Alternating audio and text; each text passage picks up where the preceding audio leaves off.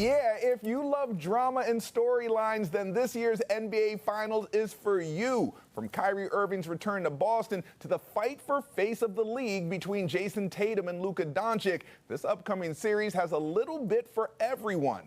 For a closer look at the juicy subplots, we welcome in columnist Dan Shaughnessy.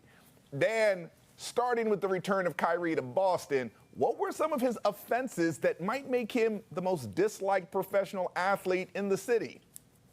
First of all, Shagun, I mean, he didn't want to stay here, and he promised that he would. That's it right there. I mean, he took the microphone at a season ticket holder meeting, said, "I'll be back if you'll have me," and he did not. He got out of here as fast as he could after 2 seasons, and it's just resulted in this 5 years of punches and counter punches between Celtic fans and Kyrie. And his transgressions on his end, you know, he brings the sage and burns it around the garden courtside because he's got to get the evil spirits out of here. He gave the finger to the crowd during a playoff game.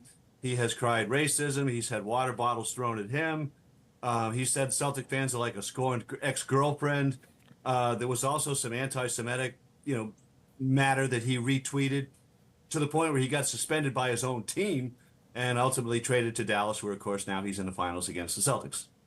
So, yeah, there's a lot there, right? There's a lot there. We didn't even mention him stepping on the leprechaun, which thank you.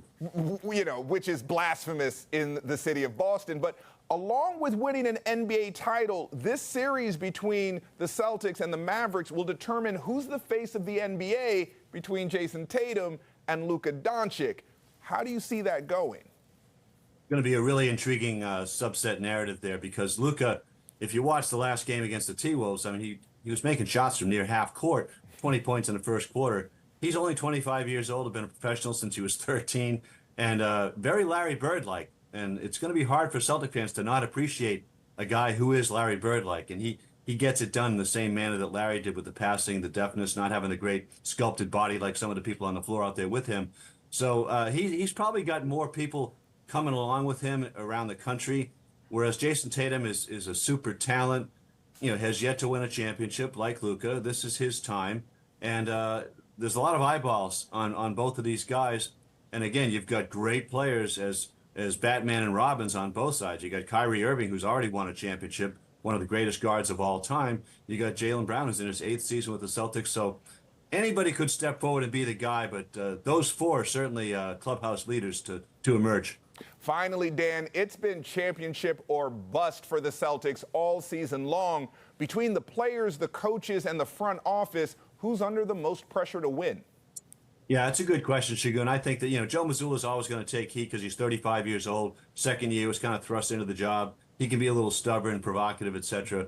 But in my view, it's Tatum and Brown, if you want to say it. But 8 and 7 years respectively in the league. This is their time. They're in their athletic prime, their NBA prime. They've got the contracts. They've got the status. First team All-Star for Tatum. Need to win a championship. 2 years ago, they were ahead of the Warriors 2-1. Couldn't get it done. Didn't come up big at the end. This is their time to come up big because they're consensus favorites to win this thing. Tatum and Brown going for championship number 18. We're the closest thing to Larry Bird and their nemesis, Kyrie Irving, coming to town. This is going to be a great series. Columnist Dan Shaughnessy, thank you so much for joining us.